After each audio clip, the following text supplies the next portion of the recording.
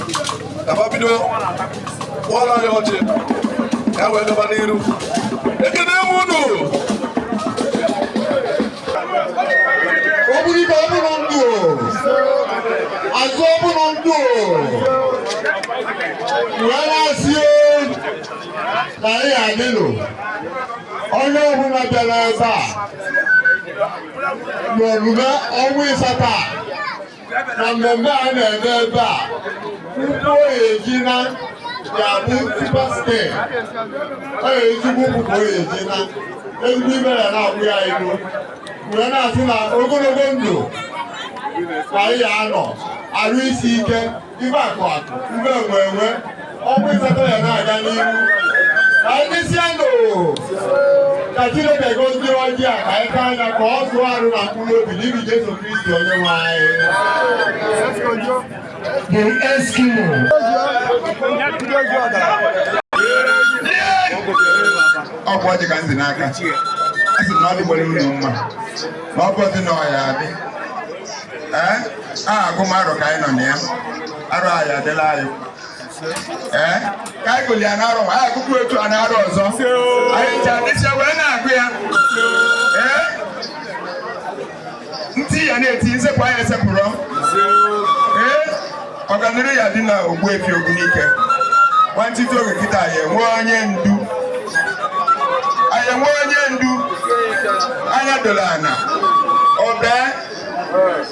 Ekene m unu. Were asị Chukwu biko gọzie ọjị adọ ya nsọ. Bịa taa ya n'otu ka anyị taa ya n'ime mgbe anyị ati ekwe ka anyị taa n'afọ ndị enu na ndị a.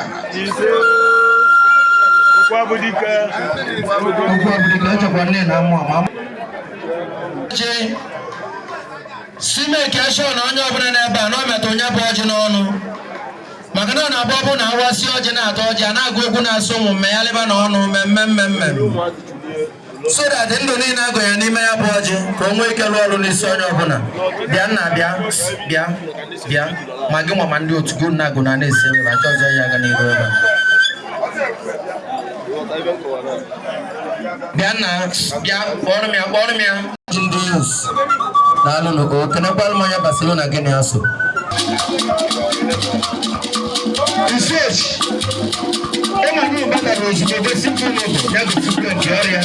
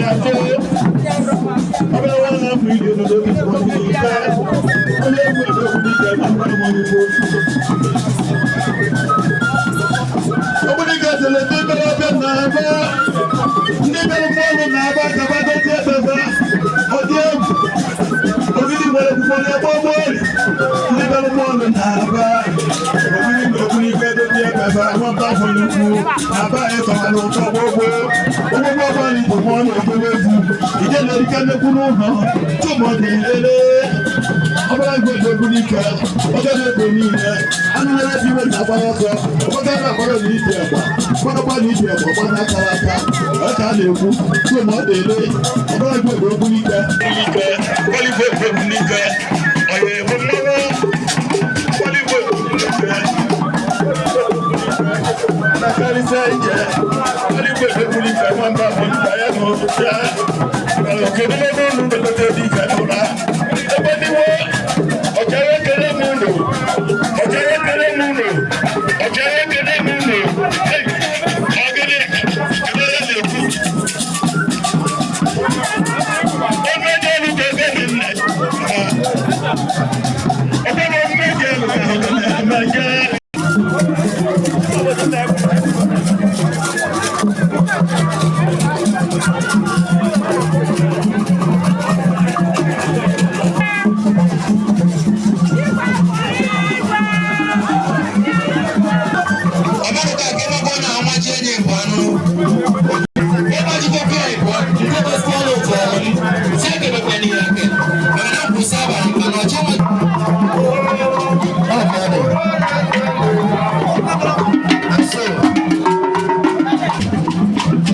Presentation of award.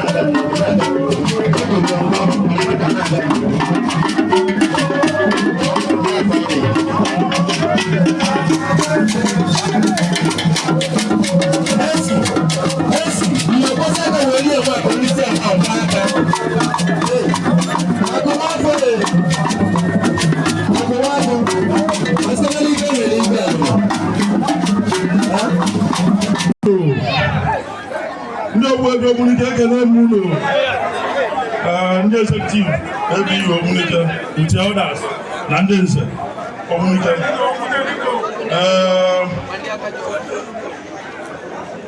ana m eburu ụgbọ ekene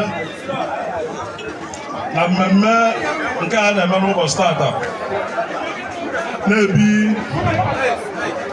onye na-elekọta azụ omunike anya bụ Ogbuefi Obido Onyezie Omenụkakụ na-ekele Ọkpala Igwedo the incoming ife na-eme n'azụ omunike bụ eji amatụ ndị na-emebe bifo mgbe agụ arọ enwe aka ịkwado politis kwado oweruo nke ọnwa asatọ a na-eme today iwekwuo na hall ndị nọ n'akwụkwọ na-eche ka ama nọ political talk ka ị na-ekwu iwe siwe ọnwụ na anya bụ ife ifu n'ihe eme ya wee sị ka anyị bụrụ ụba ekene bi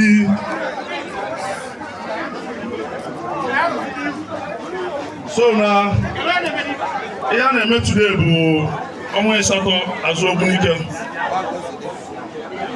na anụ ọbụlụ azụ Ogbunike.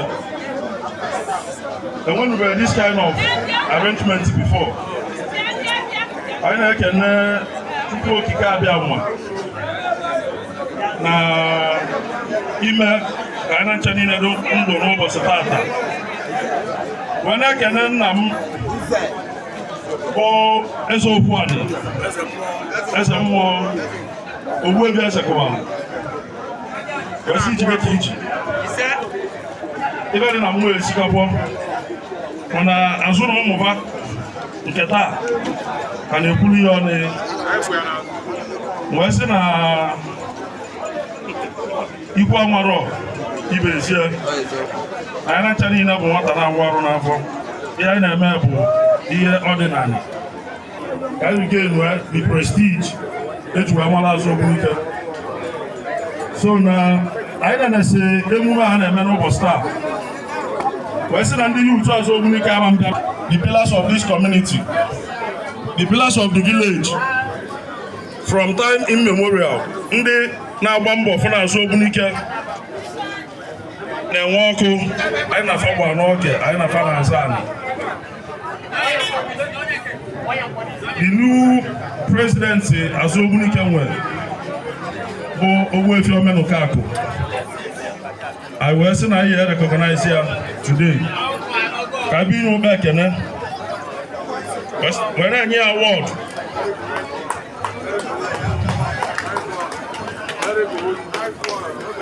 anyị na-akpọlite Ogbuefi Omenụkakụ, the current chairman Azuogbunike, ka ọ bịa n'ala anyị obere recognition anyị na-enye na nkwado ọ na-akwado Azuogbunike.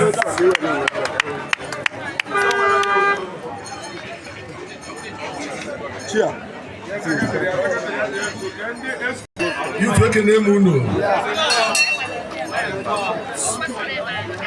n'otufu ọka ndị unu nwere taa anọ isi amatụbara anya na na-asị maka anyị lere n'obodo a ndị ebe anyị chọrọ obodo a maka n'iru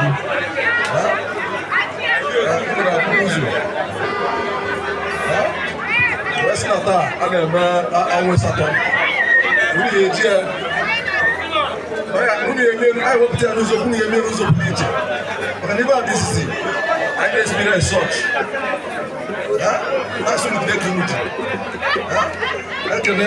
The organizer oge niile n'ụzọ pụrụ iche maka na ọ na-eme every year. Ọbụla enwe program ọbụla anyị nwere na Azuogbunike, ọ na-agba mbọ na-emele n'ụzọ pụrụ iche. Ọ na-agba mbọ hụ na ya mere ndị mba invite ma abịa witness ya mmemme anyị na-eme na Azuogbunike. Ebe uche a isi ike dị na ndị otu gị kwadoro unu na mma afọ na obodo na-enwere okorobịa agbakọ m ebe anyị esi obodo anyị esi wee bido obodo ọnụ ọbụ amị anyị ji eje n'obodo a bụbụ n'aka ka ọ dị ọgwụ ụmụ na-echekọta obodo a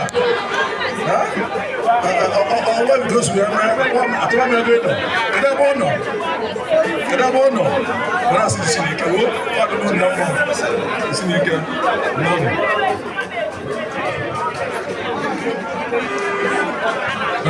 Azuogbunike na-eme si na ihe recognize nna ya ukwu bụ Dr. Harris Chuma Udokamma Ogenigbo na culture and tradition nke ọ na-akwado na Azuogbunike and Ogbunike na ala Igbo niile at large. Ọ ihe ọ na-agba mbịa for a very long time. Mgbe ọ nọ na Nollywood, ndị Nigerian movie industry echipụghị ya echi eze omenala Igbo. Ndị youth Azuogbunike wee na-enye ya prestigious award Azuogbunike Village Youth. Ọdịmma Azụ na-epresentị Award of Culture and the Philanthropist na mbọ ha na enyemaka ị na-enyelụ ụwa niile dị iche iche. Ekele unu.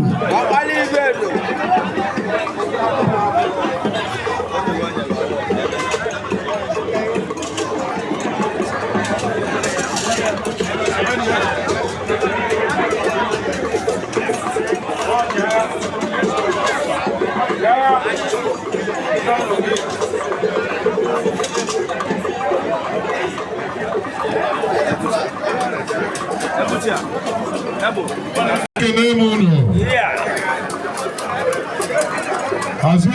m unu. Aka ji ofe Ogbunike ekene m unu. Azuogbunike ekene m unu. Ogbuefi Ogbunike ekene m unu. Ndị Elders Council Azuogbunike ekene m unu. Gọọmenti na-achị azụ Executive Azu Village Union ekene m unu. Build the youths. Build the youths.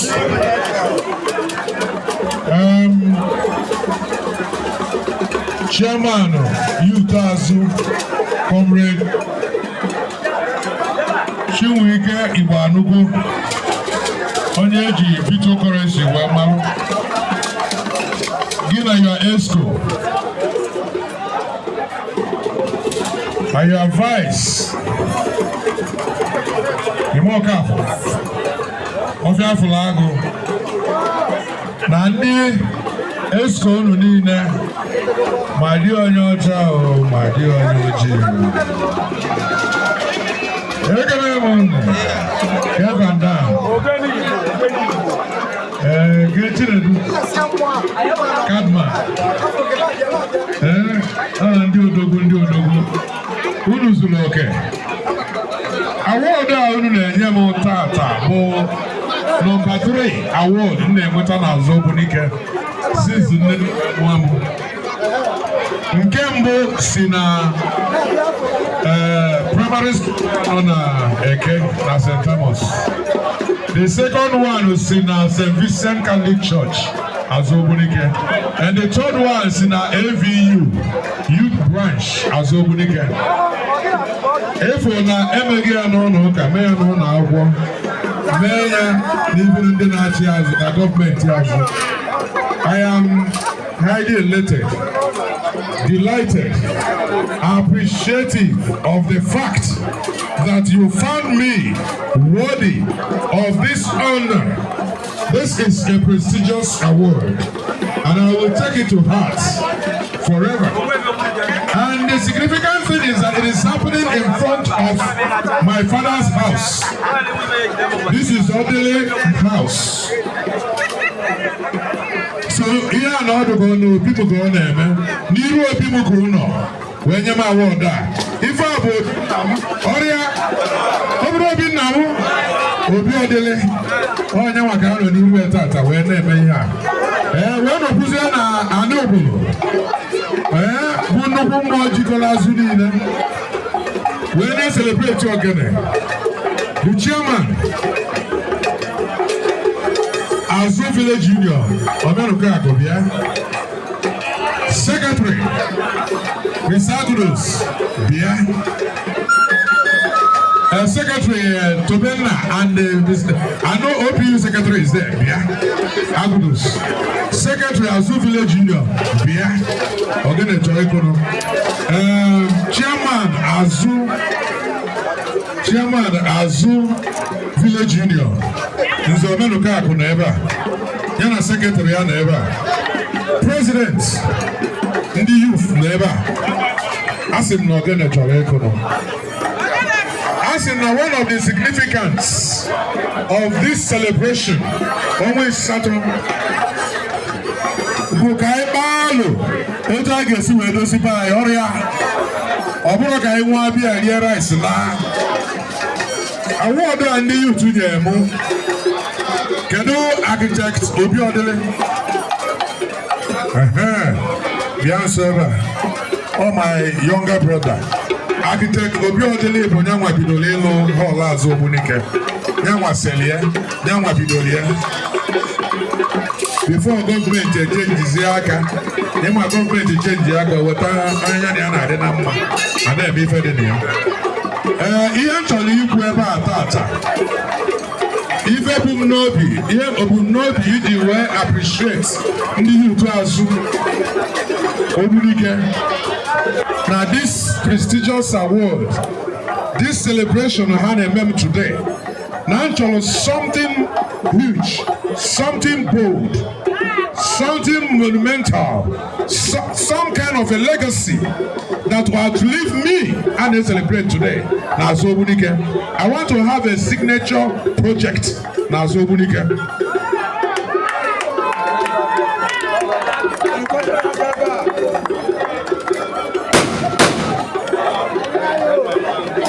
PG Azu Ogbunike, Chairman Azu Youth. Now hall Azu Ogbunike, if I na bụ Civic Center, ultra-modern Civic Center. Ebe ọ bụ na ịlụlụ hall obodo, or Civic Center ka ọ bụ, ebe a na-agbakọzụ eme so many things. ọlụ na-aga ebe ahụ kịta ezigbo ọlụ na-aga alụsị bakwugo anyị etinyego ife ndị niile anyị tinyere in the past mana ama na sọsọ họlụ ahụ ama akwụsị ya ebe ahụ achọrọ m i-create human traffic na that premises and achọrọ m iji this platform ndị youth azụ ji wee celebrate wee gwafa that I want to build a lounge. I want to build a lounge at that premises and donate it to the use of Azobunike.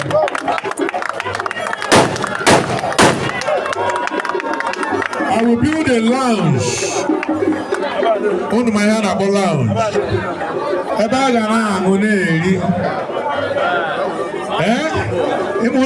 Used to so na chairman PG Azu Yebu Wanya one side. I am looking lounge eba ga na dey na na ga da kwa na ebe meeting on the youths. Na ebe vendors on in no ya na agbaku club ebe ahụ. Ama no nga ki mo wata kita. Una wata kita.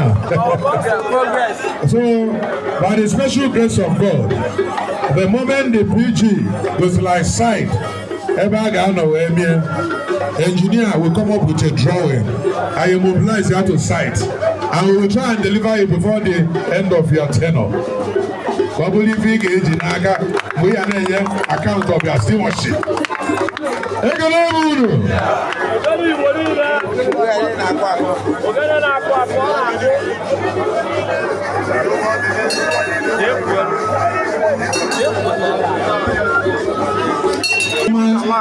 Chief Engineer Okechukwu Obiakwe Million Ogbunike Juwedi Ebube.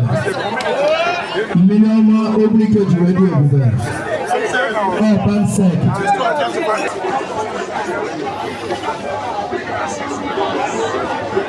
Ọdụmma anyị na-akpọlite Emeka ọnwa abụọ ụda ezuo ọgaranya.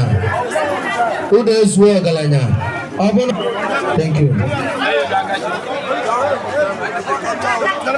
Chukwu Ogbuefi Ugochukwu ka ọ na-agbagote ozugbo ozugbo.